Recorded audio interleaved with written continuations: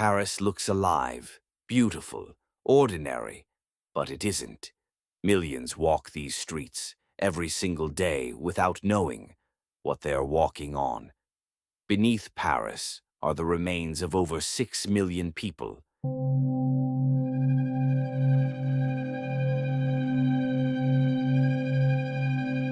The dead among the living. In early Paris, there was no concept of cemeteries outside the city.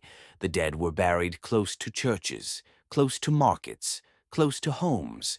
Death was not hidden. It was part of daily life. The largest and most infamous cemetery was Les Innocents, located near the heart of Paris.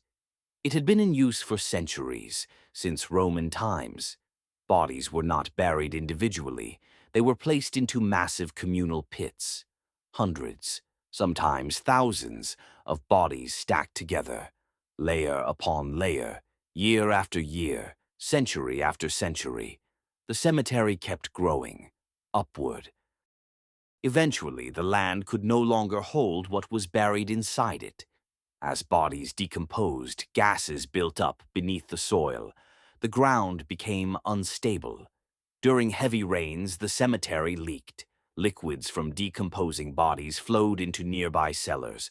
Walls cracked, basements collapsed. People living nearby reported unbearable smells. Disease spread even faster.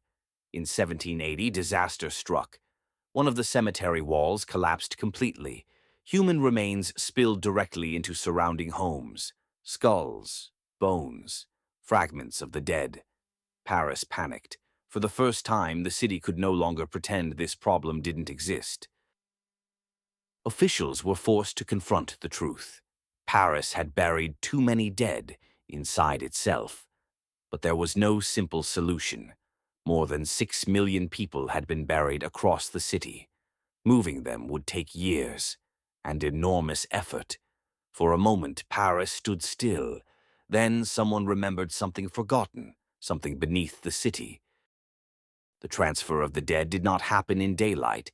It happened at night. Carts moved slowly through Paris streets, loaded with bones and remains. Priests walked beside them, reciting prayers. There was no celebration, no ceremony, just silence. This process continued for decades. Bones from cemeteries across Paris were relocated.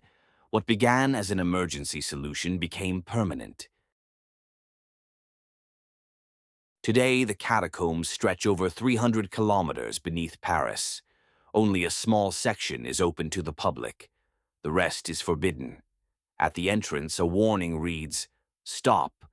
This is the empire of the dead." More than 6 million people lie beneath the city.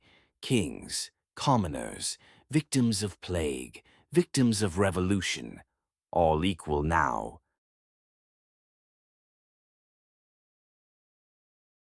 Over time, the catacombs became the subject of myths, stories of curses, of monsters, of madness. But the truth is simpler and more disturbing. The catacombs exist because a city failed to manage life and paid the price in death.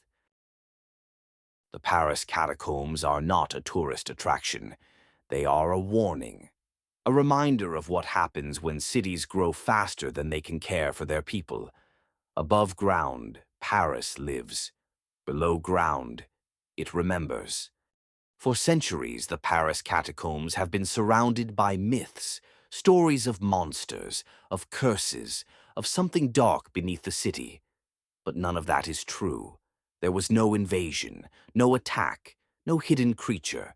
The catacombs were not created by fear. They were created by disease, plague, infection, overcrowding, and a city with no sanitation. People didn't die because something hunted them.